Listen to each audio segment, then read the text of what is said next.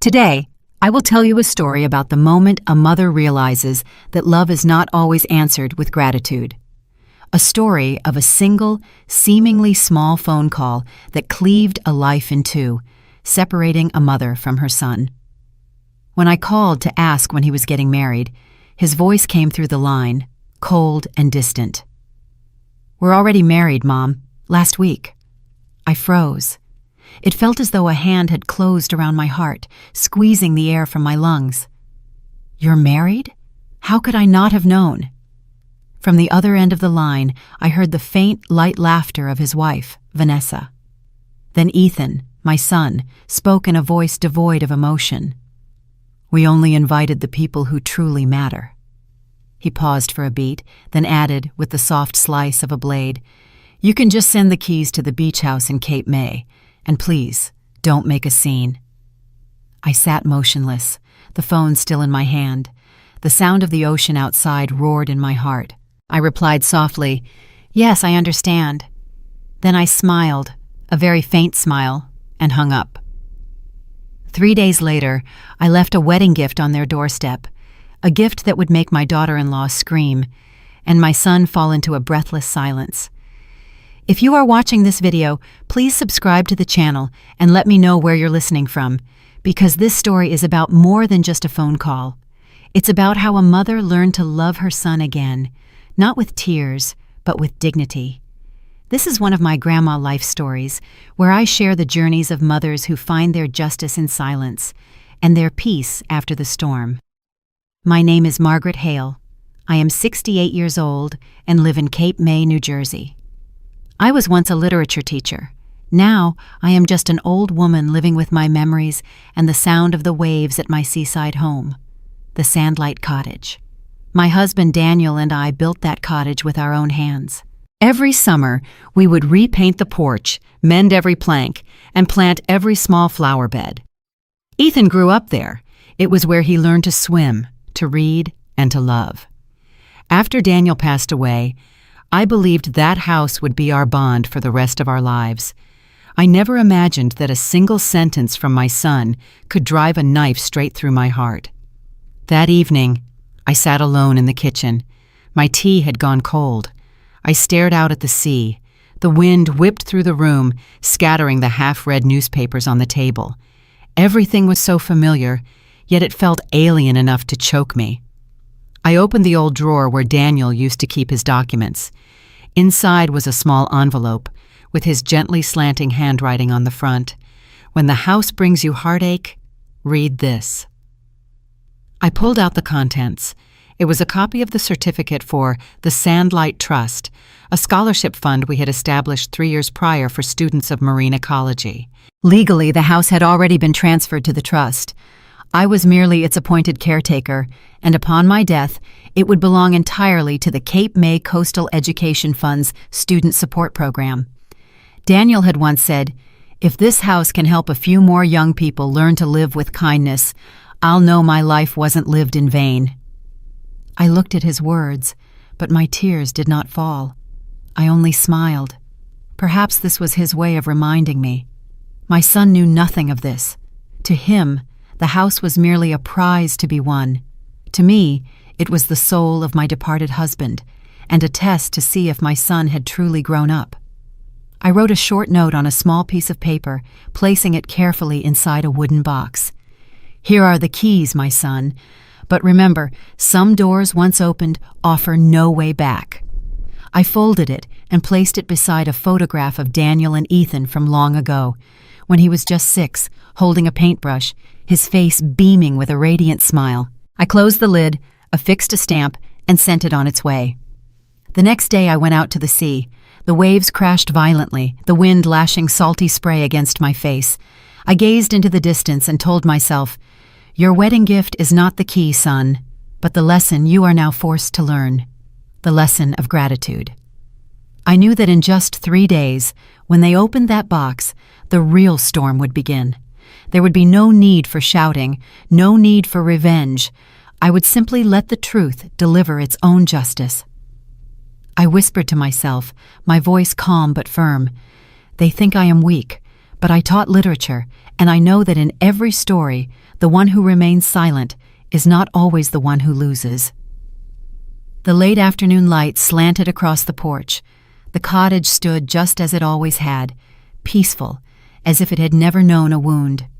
I gently closed the door, my hand resting on the wooden frame. It was still warm, like Daniel's hand all those years ago. I knew that what was to come would not just be a loss. It would be an awakening. And when that wave crashed, I would not flinch. I would let it wash away everything false, leaving behind the only thing that remained intact, a mother's dignity. 3 days later, the package I sent arrived. I didn't have to imagine the scene because someone later described it to me, a delivery driver I knew. He said the woman who opened the door was Vanessa. She wore a white dress, her hair in a high bun, her heavy perfume overpowering the salty air. She smiled brightly as she signed for it. "Oh, probably another wedding gift from his side of the family," she'd said. Ethan stood behind her, head down, scrolling on his phone, seemingly uninterested. That afternoon, I made tea and sat on the porch. The sea was calm, the sky clear, but my heart knew a storm was brewing. I pictured them opening the wooden box. Inside, the photograph of a young Ethan painting the railing with his father, the note that read, "Here are the keys, my son. But remember, some doors once opened offer no way back." And the copy of the Sandlight Trust certificate, bearing the clear red seal of the Cape May Coastal Education Fund. I needed no other words. That was enough. The house would speak for itself. That evening, as I was washing dishes, the phone rang. It wasn't Ethan. It was Vanessa. Her voice was as sharp as shattered glass. "What is this, Mrs. Hale? This house is yours, isn't it? Your name is on the deed, right?" I dried my hands and spoke slowly. "Not anymore. It has belonged to the trust for 3 years." "You're lying. Ethan said his parents were leaving it to him. His father left him something more valuable than property, a lesson." Vanessa was silent for a few seconds, then let out a scornful laugh. "So you sent this just to humiliate us? You want to play the moral high ground?" I answered calmly, "No. I just wanted my son to remember who truly built that house." She screamed into the phone. "We'll tell everyone. Everyone will know what a selfish old woman you are, jealous of your own son's happiness." "Do what you feel you must, but I suggest you check the law first. The trust is legally protected." I heard something crash, then a door slam. The call ended. I stood in my kitchen, looking at the teacup still steaming on the counter. Inside me, there was no joy, no sadness, only a profound stillness. I taught for over 30 years, and I know this. Some lessons can only be learned when the student is allowed to fall. 3 days later, the story broke. An old friend from Cape May sent me a text. "Margaret, I saw the name of your cottage in the paper. They're writing some strange things." I opened the local news site. It was a small article with a bold headline, "Social media couple denied rental of property belonging to educational trust." The accompanying photo showed Ethan and Vanessa standing by their car, their faces grim. I read to the end, where a small line noted, "A representative for the fund confirmed that the Sandlight Cottage is a donated asset intended for students researching marine ecology. Any commercial use is strictly prohibited." I closed my phone. A feeling as light as the wind passed through my heart. Not joy, relief. That night, I went out to the porch. Moonlight shimmered on the surface of the sea. I thought of Ethan, of his face as a little boy, beaming every time his father praised him. I whispered into the wind, "I'm not punishing you, my son. I'm simply returning the lesson you forgot." But I also knew Vanessa wouldn't stop there. I had seen that look in people's eyes before, ambition wrapped in a polite smile. She would not accept public humiliation, especially not when her online world had witnessed her fall. And I was right. The next morning, I received an email from an unknown address. The subject line in all caps, "We will not let you have peace." The message was brief. "You will pay for destroying our lives." I read it, sighed, and deleted it. In my life, I have seen many people lose their character for fear of being seen as wrong. But I also know that no one can threaten a person who no longer fears loss. In the afternoon, I returned to the porch. The wind was stronger than the day before. I heard the gentle chime of the seashell wind chimes Daniel had made. The sound was familiar, tender, like his hand on my shoulder. "I know, Daniel," I murmured. "I don't hate anyone. I just want things to return to their rightful place." I sat there until the sky darkened. In my mind, there was no longer Vanessa's mocking laughter, no longer Ethan's cold voice, only the sound of the waves. I closed my eyes, thinking to myself, every storm has its moment of calm, and when the sea is quiet, only the strongest things remain. As for me, I would let the next wave do its work, because sometimes justice doesn't need a courtroom. It only needs the right wind, and a mother with enough patience to wait. The next morning I opened the window and took a deep breath. The salty air seeped through every crevice. I brewed a cup of tea and turned on the radio to hear the news. The announcer's steady voice filled the room. An incident is being widely shared on social media. A well-known influencer couple inadvertently made unauthorized use of a property belonging to an educational trust in Cape May. I smiled. I didn't need to hear the rest. I knew who they were talking about. My phone rang incessantly all morning. Friends, neighbors, former colleagues. They all asked, "Margaret, is it true? Were they using your house to make online videos?" I simply replied, "It's all right." Everyone needs to relearn the meaning of the word belonging. Meanwhile, in Atlanta, Vanessa seemed to be losing her mind. She started a live stream, her eyes red, though she forced a smile. "It's all a misunderstanding," she told her thousands of viewers. "This is my husband's family home, a gift from my mother-in-law. But she changed her mind and is using the law to humiliate us." I sat in my living room watching the image on my phone. In the comments section, someone wrote, "If it's true, show the papers." Another replied, "That mother-in-law is brilliant. If it were me, I wouldn't have let it go either." I turned off my phone. I didn't need to win with words. I would win with the truth. That evening, Ethan called. His voice was hoarse and weary. "Mom, why did you do this? Everyone is calling me ungrateful." I replied softly, "I didn't tell anyone, son. People are only seeing what you chose to show them." He was silent for a long time. Then, he said quietly, "Vanessa is in crisis. She's lost an advertising contract. And you think her pain is greater than mine was?" "No. But can you help her?" I exhaled. "I already have, by not saying another word." I hung up before the tears could well up in my eyes. 30 years of teaching literature taught me one thing. Liars always leave their own typos in the story of their lives, and Vanessa was writing an entire book of them. 3 days later, the media dug deeper. A reporter called, wanting to confirm the donation of the house to the trust. I agreed, but said only one sentence. "My husband and I signed the deed of gift for this house 3 years ago. We wanted it to be a place of learning for the next generation, not a backdrop for vapid photographs." He thanked me and hung up. That evening, the interview was published in a small local paper. The photo of me, a woman with silver hair, sitting by a window, looking out at the sea, went viral. Beneath it, thousands of comments. "A truly respectable mother. If my child did that, I would be heartbroken. Does anyone know about this trust? I'd like to donate." On the other side, Vanessa deactivated her social media accounts and deleted all her videos. But the storm wasn't over. A major Atlanta newspaper published interviews with people who had worked with her. They recounted how she would constantly boast about her husband's family's seaside mansion. They even found wedding photos taken next to the wooden sign carved with the words, "The Sandlight Cottage." I didn't read the whole article.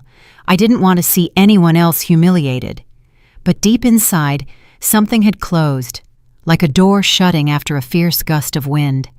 That night, I went out to the porch. The sea was calm again. I heard the wind chimes, and it was as if Daniel's voice was somewhere nearby. "You did the right thing, my love. But don't forget, justice without compassion becomes arrogance." I nodded. I know. I just want him to learn how to be a good man again. I set my teacup down and sat in the dim light. I thought of Ethan, the little boy who once wrote on a Mother's Day card, "I promise to always make you proud." I whispered under my breath, "My son, I am still proud of you. Just not right now. Not when you let someone else teach you to disrespect your own blood." Night fell. The waves murmured like a quiet lullaby. I closed my eyes, knowing the storm had passed, but its echoes would linger in the hearts of those who had treated kinship as a commodity to be traded. Tomorrow I would wake early, make my tea, and start cleaning the porch. Because I knew the truest storms always leave behind a clearer sky. But I also knew this wasn't the end. The next wave was fast approaching. 2 weeks passed since the story went viral. The small town of Cape May knew all about me and the Sandlight Cottage. Some came to ask questions, others to gossip, but I continued my life peacefully. I still woke early, made tea, and walked along the shore each morning, but every time I saw the white painted door of the cottage, my heart would sink. I knew Ethan was suffering, and despite my anger, I was still his mother. No mother can truly be at peace when her child is lost in darkness. That afternoon, I decided to write him a letter, not to explain, not to defend myself, but to say what I had never been calm enough to say over the phone. I took out a sheet of paper and set it on the desk. The late-day sun cast a golden glow across the room. I wrote slowly, "Ethan, when you read this, you are probably angry with me. You might think I betrayed you, that I caused you to lose face and your wife to be humiliated. But I didn't do this to win against anyone. I only wanted you to remember the person you used to be. This house, my son, is not property. It is memory. It is your father's labor, my youth, and your own laughter as a child. One day, when you have built something with your own 2 hands, you will understand why I could not let anyone turn it into a tool for showing off. I am not angry. I am only sad that you let someone else teach you to scorn kindness. Learn to stand tall again. When you can do that, the door to this house will always be open for you." I put down the pen and reread the lines. It was as if Daniel's voice echoed in my head. You always had a way of making words gentle, yet sharper than a knife. I smiled faintly. Because the truth, Daniel, sometimes needs to be spoken in a whisper. I folded the letter, placed it in an envelope, and sent it to Ethan. I didn't know if he would read it, but I knew I had done what I needed to do. 3 days later, I received an unfamiliar call. A man's voice, deep and polite. "Is this Margaret Hale? My name is from the Cape May Daily. I'm writing a story about individuals who have donated property for education. Your story truly moved me." I replied softly, "I haven't done anything grand. I only kept a promise to my husband." He paused, then said, "But you did what many would not dare to do. You placed dignity above reputation." I smiled. Reputation is a shadow. Dignity is the light. The shadow cannot exist without the light, you see? After the call, I felt a weight lift from my shoulders. I didn't need praise. I only hoped the story would remind someone out there that sometimes giving something away is the only way to keep what is most beautiful. That evening, I was reading under the warm lamplight when there was a soft knock at the door. I opened it to find Martin Rowe, our old lawyer and Daniel's closest friend. He held an envelope in his hand. "Margaret, I thought you might want to see this." I opened it. It was a letter from the bank, notifying me of a large sum of money that had been transferred to the Sandlight Trust. In the sender field, it read, "Ethan Hale." I fell silent. No tears. I just gently placed my hand on the paper, as if I were touching my son's hand. Martin looked at me and smiled. "I think he understands now. A little late, perhaps, but he understands." I said nothing, only nodded. That night, I went out to the sea. The moon was bright, the wind gentle. I sat on the porch steps, watching the waves roll ashore. Each wave felt like a belated but sincere apology. I whispered, Thank you, Ethan. I've been waiting for this answer. I knew Vanessa would not accept this easily. Someone like her could not stand losing in the public eye. But at least Ethan had found the courage to choose the right side. I smiled, closed my eyes, and listened to the ocean. In that moment, I understood that not all wounds require retaliation.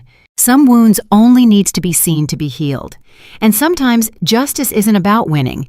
Justice is when the person who was wrong realizes how far they have strayed. I looked up at the star-filled sky. The wind rustled through the eaves, soft as Daniel's voice. You see, my love? The sea always knows how to return everything to its rightful place. I smiled and whispered back, and so do people, Daniel, when they learn to love again with humility. I gently closed the door, leaving the sound of the waves behind me. The story seemed to have ended, but in my heart, I knew another wind was coming. Not a wind of resentment, but a wind of forgiveness. The morning was quiet after the media storm. I had just finished tending to the garden and was about to make tea when the doorbell rang. A courier handed me a thick envelope. I thought it was paperwork for the trust, but it wasn't. Inside was a letter, written in a sharp, even, but cold hand. Vanessa's. Mrs. Hale, I know you're happy to see me lose my job, my reputation, and everything I've built. But I am not the kind of person who breaks easily. Ethan may forgive you, but I will not. I am coming to Cape May. I want to speak to you in person. I want to look you in the eyes, to see if the justice you believe in is as pure as you think. I folded the letter. On the table, the wind from the open window made the teacup tremble. I understood. A new storm was about to hit. 2 days later, I saw a luxury car pull up in front of the Sandlight Cottage. The door opened, and Vanessa stepped out, dressed in a black dress and large sunglasses, her tall frame poised, her high heels sinking slightly into the sandy path. Her face was still beautiful, but weary and cold as iron. I opened the door, my voice calm. Hello, Vanessa. She took off her glasses and looked directly at me. We need to talk. I invited her in and made tea. As the steam rose, she began. Ethan is weak. He thinks sending money will fix everything. But I don't. I want you to know how you've destroyed my life. I remained silent, letting her vent her anger. Then I answered slowly. I didn't destroy anything. I only put things back where they belonged. You're a hypocrite, Vanessa hissed. Do you know how much this house is worth? Do you know what we could have sold it for? I do. But some things cannot be valued in money. Vanessa scoffed. You can preach morality because you're old and have nothing left to lose. I'm different. I've worked my whole life to escape poverty. I deserve the best of everything. I looked deep into her eyes, my voice growing softer. But you don't realize that in your search for the best things, you lost the only thing of value, your kindness. She laughed, a loud, hollow sound that echoed through the wooden house. Kindness doesn't buy designer clothes, but it preserves the soul. She abruptly fell silent. Her gaze wavered, then turned even colder. You will regret humiliating me. I have ways you can't even imagine. I stood up and looked out at the sea. You can do whatever you like. But remember this, Vanessa. The biggest waves are not the ones out there. They are the ones that crash in your heart when you see your own reflection in the mirror. Vanessa said no more. She grabbed her handbag and walked to the door. But before she left, she turned back. Do you think Ethan will always be on your side? He's weak. All I need to do is say a few words and he'll come back. I smiled, a smile as light as the wind. Perhaps. But this time he will know who he is coming back to. She was gone. The door closed, leaving behind the acrid scent of her perfume hanging in the air. I sighed. No anger, no fear. Only pity. Pity for a woman who thought victory could be measured by possession. That evening I called Ethan. He answered on the third ring. Mom. Son, Vanessa was just here. I know. She said she was going. Are you all right? I'm tired. I didn't realize how far I'd gone. I just want some quiet for a while." His voice was small and weary, but more real than ever before. I said gently, "Rest, Ethan. The door to my home is always open, but only when you truly want to return to the person I used to know." After the call, I sat on the porch, listening to the steady rhythm of the waves. I knew Vanessa hadn't given up. People like her always need someone to blame. But now I was no longer afraid, because I understood that some people will never change.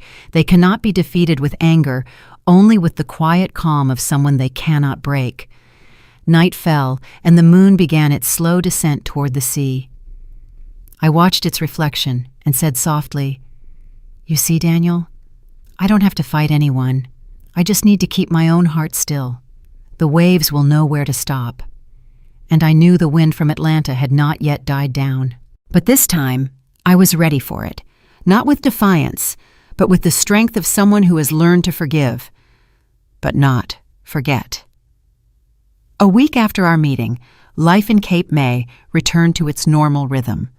Neighbors would stop by asking polite questions. I would smile, make tea, and tell them I was fine. But in my heart, I knew one thing. This quiet was not natural. It was the calm before the next wave. That evening, as I was preparing for bed, I heard a car stop outside. The headlights shone directly on the wooden sign, "The Sandlight Cottage." I stood behind the window, peeking through the curtain. It was Ethan. I opened the door softly. He stood there, his tall frame looking unusually small. His eyes were shadowed, his hair unkempt, his shoulders slumped. "Can I come in, Mom?" "Of course. This is still your home, Ethan." He stepped inside, looking around as if seeing the place for the first time. The paintings, the chairs, the old scent of pine, it all made him pause, made him. I placed a cup of tea before him and spoke gently. "You don't have to say anything if you're not ready." Ethan looked at me, his eyes red. "Mom, Vanessa left. She said I was weak, that I had no backbone, that I let you manipulate me." I shook my head softly. "No, son, I don't want to control you. I only want you to see what is real and what is just a gilded facade." He clenched his fists, his voice trembling. "I was wrong. I thought you didn't understand me. But the truth is, I was the one who didn't understand you." I replied, my voice gentle but firm, "I don't need an apology. I just need you to live as the person you once were." He bowed his head, silent for a long time. The moonlight streamed in, illuminating his gaunt face. "Mom, I'm scared," Ethan said. "I'm scared that I've lost you forever." I took his hand, my calloused mother's hand enveloping the hand of the child who was once so small. "You could never lose me. But you must find yourself before you can find me again." We sat there for a long time, listening to the wind rustling through the palms, the waves lapping at the shore. I could feel it clearly. The son who had been lost was finding his way back. But I also knew the wounds Vanessa had left in him would not be easily erased. The next morning, Ethan said he wanted to stay for a few days. I nodded. He helped me sweep the porch and repair his father's old oar. Every evening, we ate dinner and talked slowly, like old friends. One morning, he found the wooden box I had sent him in a closet. "Mom, I kept this box because I was afraid that if I opened it again, I wouldn't be able to bear it." I smiled kindly. "Keep it then. Don't open it again, son. Let the painful things rest."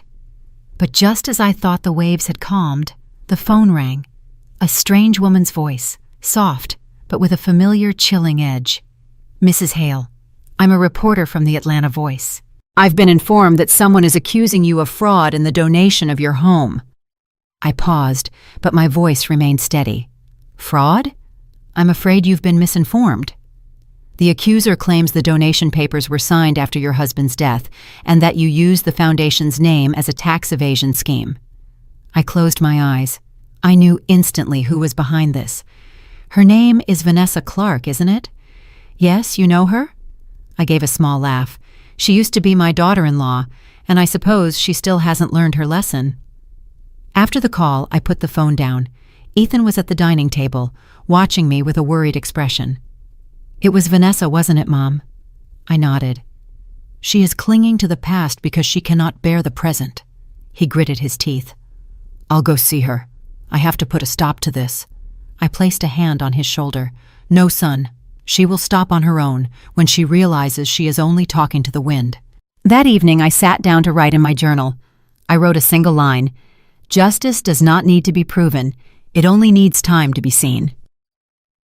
Outside, the sea was stirring again.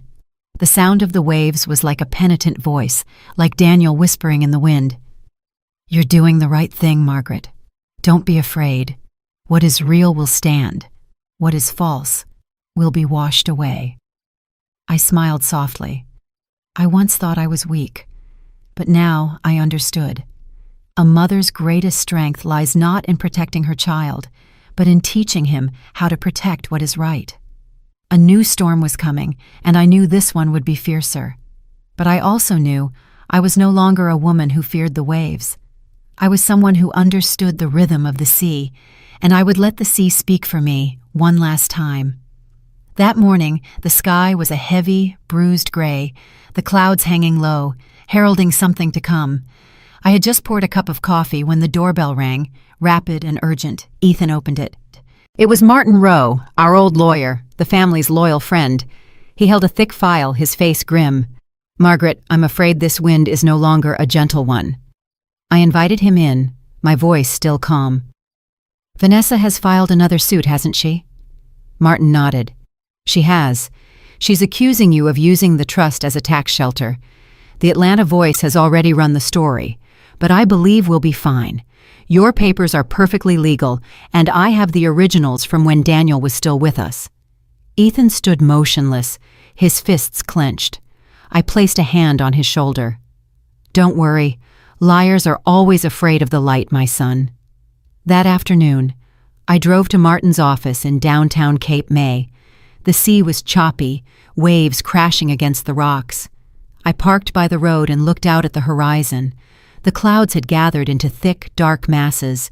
The salty wind blew hard against my face, but I didn't turn away. If this is the last wave, I whispered, then let it wash away every lie. Martin was waiting in the conference room. On the table was the donation file for the Sandlight Cottage, bearing my signature and Daniel's, along with the notary's seal and 2 witnesses. I looked at my husband's signature, the ink slightly shaky from his heart condition. Below it, a line he had written by hand. To leave the next generation a place to learn, not a place to show off. I gently traced the words with my finger. Martin, if Daniel were alive, he would be smiling, wouldn't he? He nodded. He always believed you were stronger than you thought. When I left the office, the rain began to fall. The first drops were as light as mist, then they grew heavier and heavier. I drove slowly. In the rearview mirror, the road was empty, the sea a blur, and I saw my own reflection, small but resolute. When I got home, Ethan was waiting, his expression grave. Mom, they published a new article. I know. Did you read it? There's no need. The truth doesn't need to be filtered through someone else's mouth, Ethan. He bit his lip, then said softly, I'm sorry. I was silent for too long. I know this all started with me. If I hadn't been so blind... I shook my head. Don't blame yourself. Sometimes people have to get lost to understand the value of the path they left behind. That night, I wrote a letter to the Cape May Coastal Education Fund, briefly explaining the situation. I enclosed a notarized copy of the deed. It was only a few lines, but it was clear, concise, and contained not a single word of blame. 2 days later, they responded. Dear Mrs. Hale, we have received sufficient and authentic evidence. The Sandlight Trust is legally protected. We will issue an official public statement to defend your honor. Sincerely. I folded the letter. No joy, no relief, just a sense of peace, like the sea after a storm. That afternoon, Ethan joined me on the porch. The air was cool, the scent of the sea now gentle. He spoke, his voice low. I called Vanessa. I looked out at the sea, saying nothing. She didn't apologize, Ethan continued. She just asked why I wasn't on her side. I told her it was because you taught me that honor cannot be bought with silence. Then she hung up. I turned to him and gently touched his shoulder. You've grown up, Ethan. He gave a sad smile. I was just following your lead. We sat there until the sky turned to lavender. The waves whispered, and the moon began to appear from behind the clouds. Suddenly, my phone vibrated. A new email from the Atlanta Voice reporter. Mrs. Hale, we apologize. The information we received was not credible. We have retracted the article and will be publishing a correction. I set my phone down and looked at the sea. Ethan asked softly, You're not angry? No. You know, if the waves keep coming, even rock will erode. Justice is the same. It doesn't need to be loud. It just needs to be persistent. We sat together in the soft moonlight. I felt Daniel's presence all around me, like the wind in my hair, like the light on the water. I understood that every storm is just a test to see if one's soul is truly at peace, and I, after everything, had learned how to let the waves crash without letting a storm rage within my heart.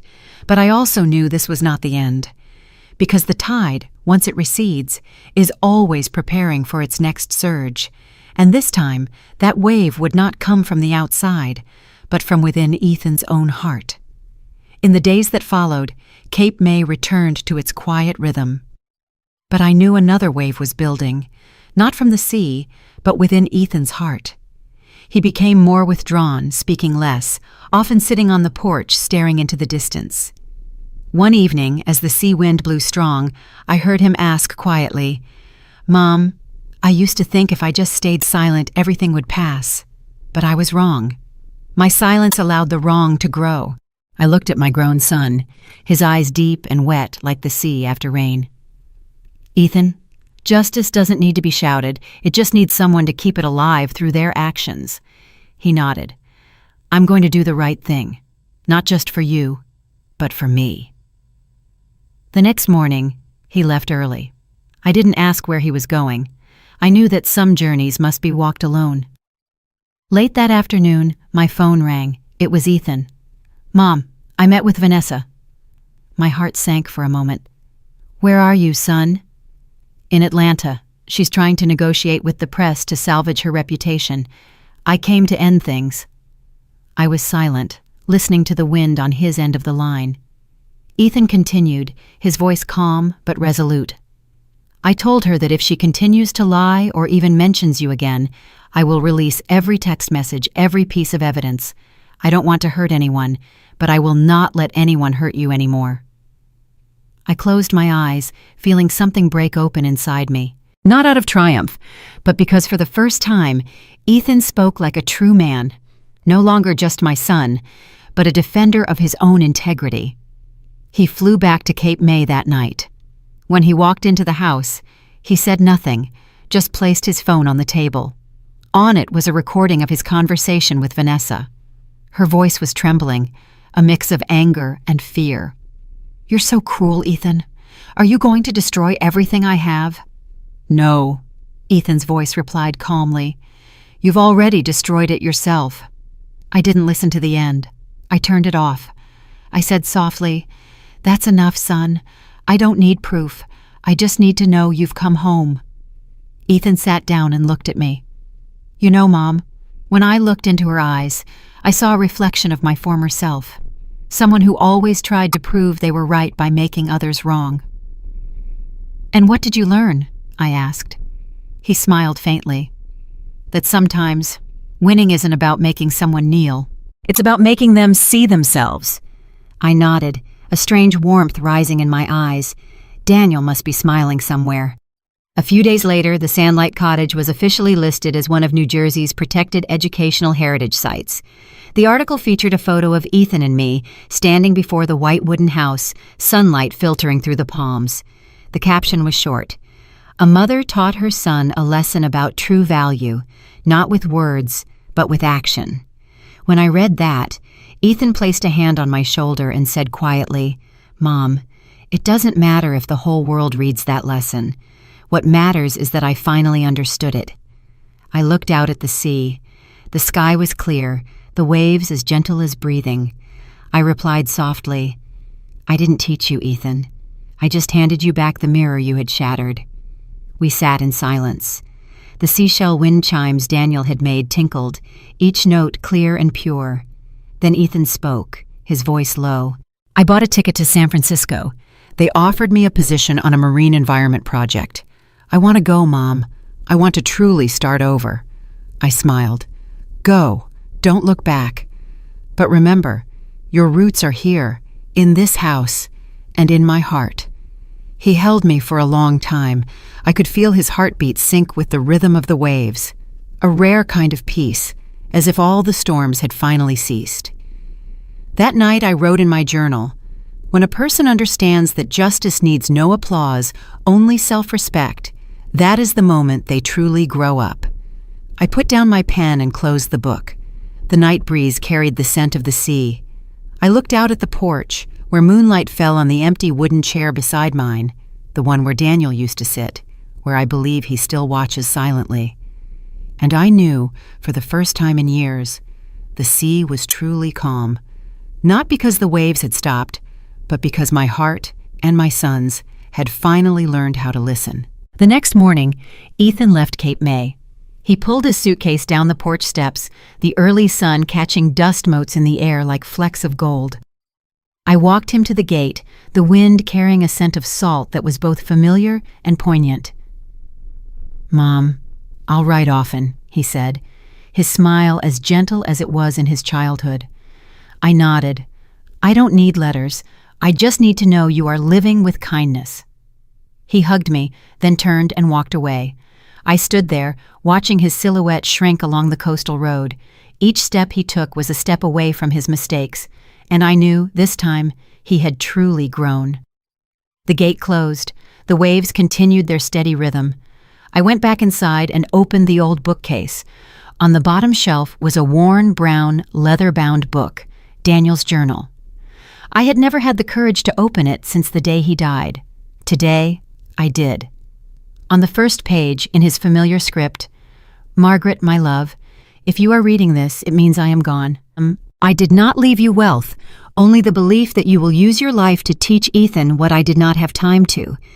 That dignity is not something to be shown off, but something to be kept." I read on, his words whispering in my ear. "I know there will be times you are lonely, that people will hurt you, that Ethan will lose his way. But I believe you will find a way to make justice both gentle and sharp, for that is how you love, with calm, but never with weakness." I closed the journal. A tear fell onto the leather cover, soaking in like salt into the sea. I smiled, not from sadness, but from gratitude. That afternoon, I went down to the shore, carrying a bouquet of white flowers. The tide was coming in, the sky turning the color of amber.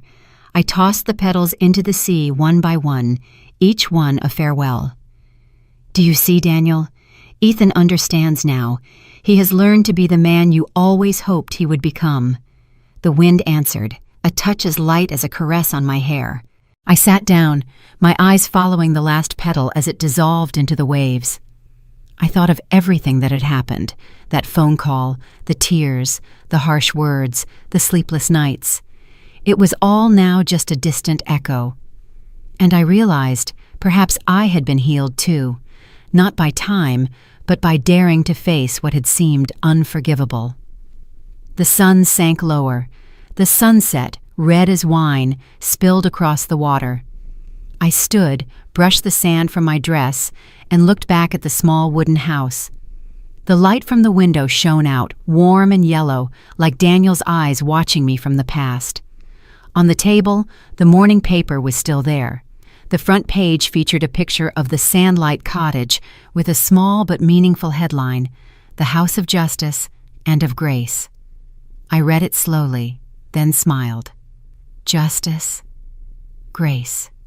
Two words that seem at odds, yet they defined the way I had lived my life. Night fell, and I sat on the porch again, a hot cup of tea in my hands. The seashell wind chimes tinkled softly. I said quietly, "Perhaps you were right, Daniel. The sea keeps no secrets. It only waits until we are calm enough to listen." I looked up. The moon cast 1,000 reflections on the water, like shards of a mirror. In each one I saw myself, the woman who had been hurt, who had been dismissed, but who, in the end, stood tall, still believing in what was right. And for the first time in many years, I smiled a true smile. There was no anger left, no pain, only a mother, a house by the sea, and the whisper of the waves. "He's come home, Mom." I closed my eyes, letting the sea breeze embrace me, because I knew, from this day forward, I would not have to fight anymore. The sea had spoken for me, and justice, this time, was truly at peace. On an early autumn morning, the Cape May sky was as clear as crystal. I opened the door, a light chill brushing through my silver hair. The sound of the ocean was gentle, the fury of past days gone. I poured myself a coffee and turned on the radio. The announcer's voice came on.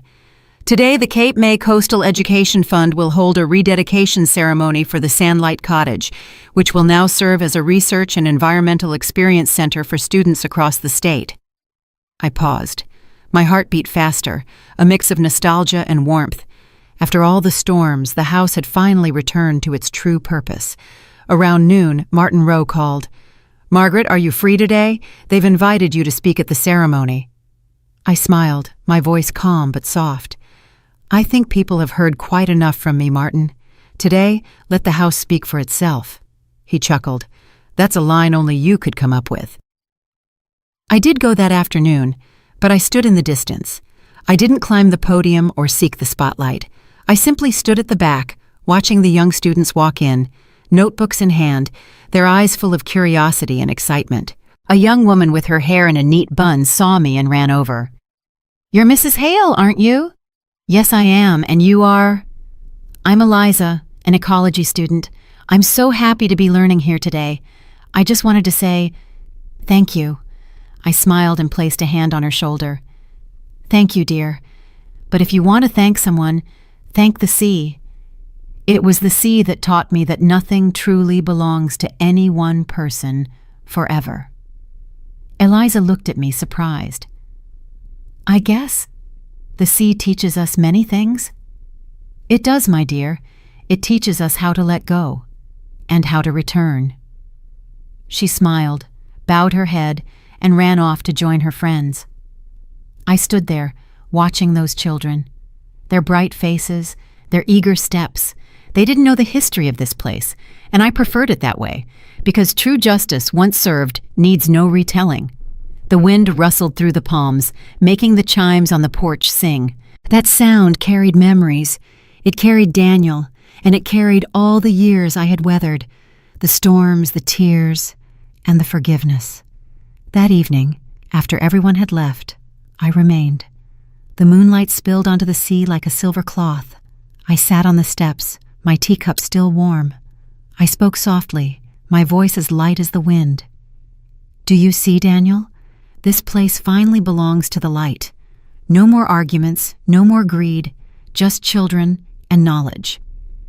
I could almost hear his laugh somewhere. "I always knew you would put things back in their rightful place." I smiled with him. "It wasn't me, Daniel. It was justice. But this time, justice wore the face of kindness." The wind picked up, scattering a few white petals I had placed on the porch. I watched them float away, feeling not sadness, but a profound lightness in my soul. I went inside and turned off the lights, leaving only a small candle on the table, its small, flickering flame steady, reflecting on the old photo frame of the three of us, me, Daniel, and a young Ethan. Ethan had sent a text last night. "Mom, I made it to San Francisco. The ocean here is bluer than I imagined. I'm starting over, but I haven't forgotten who I am. I love you." I read the message again. A warm current flowed through my heart. No reply was needed, because I knew the things that truly matter are never written down. I sat, watching the candle flame dance, and whispered, "Perhaps this is the real end.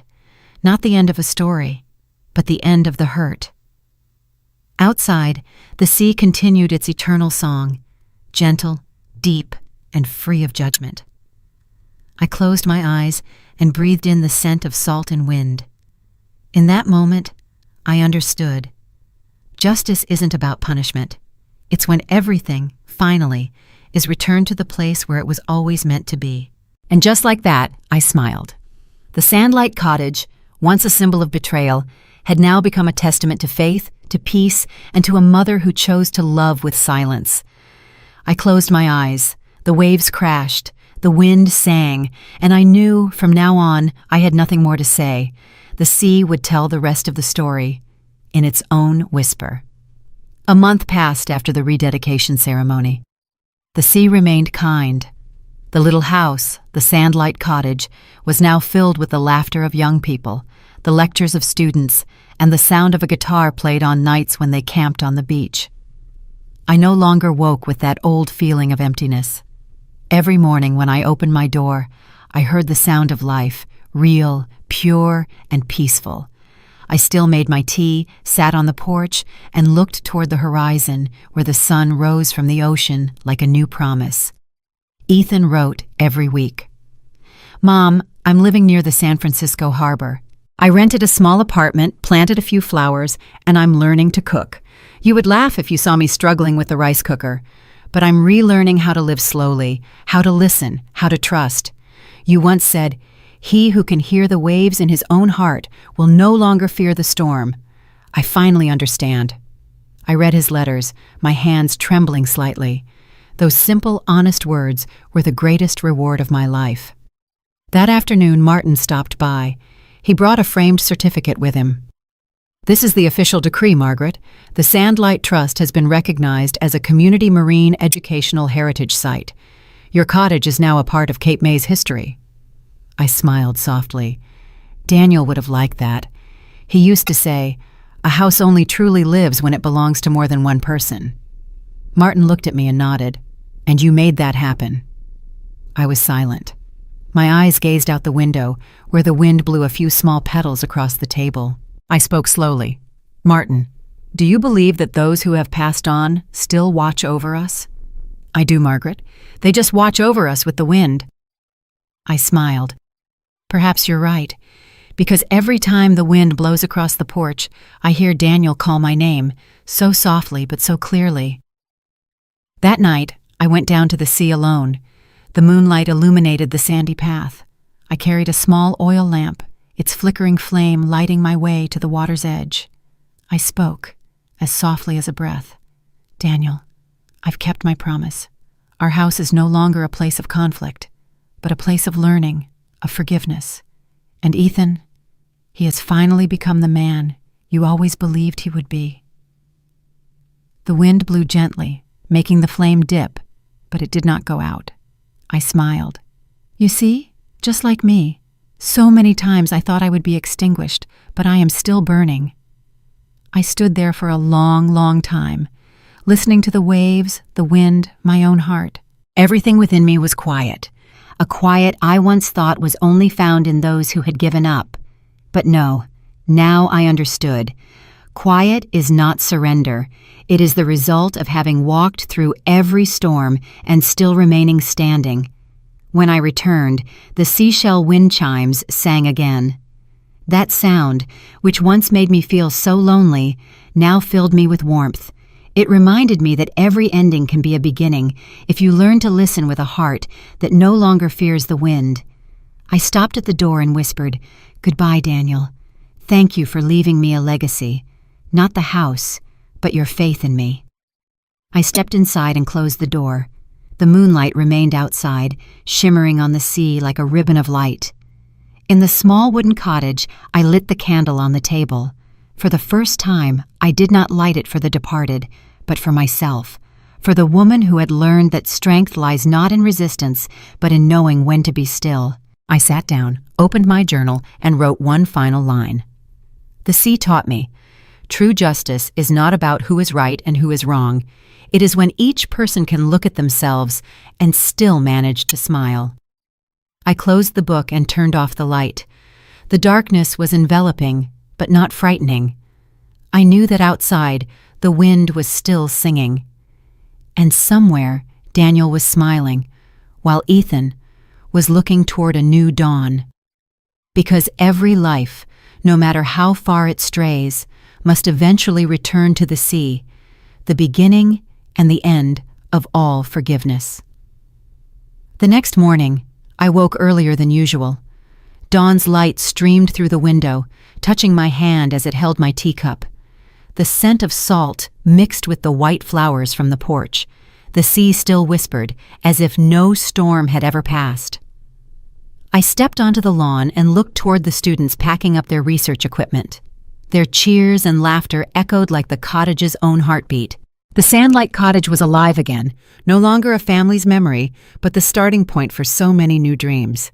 I whispered, "Do you see, Daniel? Our home truly belongs to life now." On the table, Ethan's letter was still open. "Mom, I got the job at the Oceanographic Institute. I want to continue preserving the sea, just as you protected our home. Every time I hear the waves, I think of you." I smiled. Justice, it turned out, wasn't just about protecting what was right. It was about planting seeds of goodness for the next generation. At noon, a gentle breeze swept across the porch. I heard the wind chimes sing, a sound that was once my sorrow, now the music of my peace. I closed my eyes and took a deep breath. The sea smelled different today, clean, still, and whole. I opened my journal and wrote one last line. "True justice is not for revenge, but for healing. And the sea, it is proof that all wounds can soften if you let the wind carry them away." I set down my pen and looked into the distance. The golden sun bathed the ocean, sparkling like 1,000 mirrors. In those shards of light, I saw Daniel smiling, Ethan calling for his mother, and myself, standing in the present, serene, with nothing left to fear. I spoke softly, my voice warm and light as a breath. Justice is at peace, the sea is at peace, and my heart is finally at peace. Then I went inside and closed the door, leaving behind the steady rhythm of the waves, the lullaby of a life that had passed through the storm and returned to the true light of dawn. In the afternoon, the wind was light, and a golden sun washed over the wooden porch. I sat in the old chair, my tea still steaming. In the distance, students were packing up their equipment after a day of research. Their laughter mingled with the sound of the waves like a symphony of life. My phone vibrated. A text from Ethan. "Mom, I'm coming home to visit soon. I want to stand by the sea where everything began and ended." I read it and simply smiled. I didn't reply because some words don't need to be said, only felt. That evening I went out to the porch. The wind blew and the chimes sang. I looked up at the sky and said quietly, "Do you see, Daniel? We've completed the journey. There was no need to win, no need to lose, only a need to be right." The moonlight fell, reflecting on the water. I watched for a long time and saw in it the silhouettes of those I loved, a husband who was gone, a son who had grown, and a woman who had learned how to be silent without being weak. I closed my eyes and breathed deeply. The sound of the waves was as steady as the beating of the ocean's heart.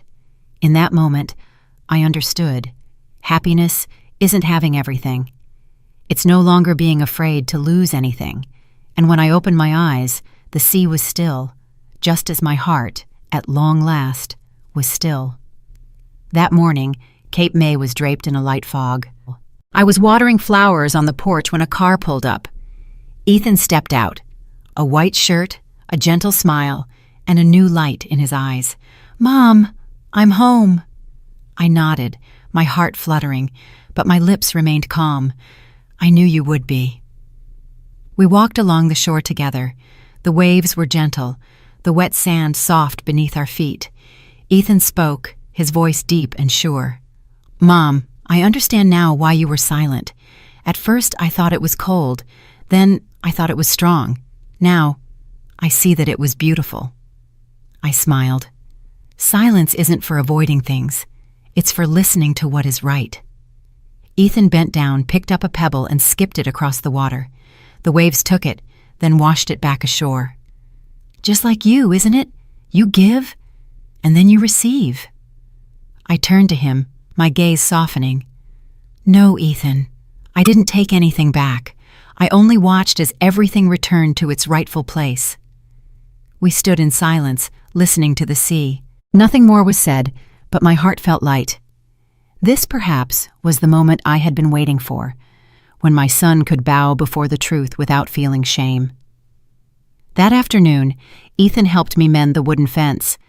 As he hammered in the last nail, he said, "Mom, one day, when I have children, I want to tell them about this place. Not a story of anger, but of resilience." I replied, "You won't need to tell them. You just need to live as you understand today." Before dusk, we sat together on the porch, watching the sun sink into the sea. The sky was painted orange, the wind carrying the scent of salt and happiness. Ethan spoke softly, as if afraid to break the spell. "Thank you, Mom, for teaching me how to stand on the side of the light." I smiled. "I didn't teach you, Ethan. The light finds its own way to those who are brave enough to look it in the eye." We sat quietly, watching the ocean change colors. The seashell wind chimes sang, like Daniel laughing in the wind, and I knew. The journey was complete. No one had to prove anything anymore. Justice had been served. Kinship had been healed.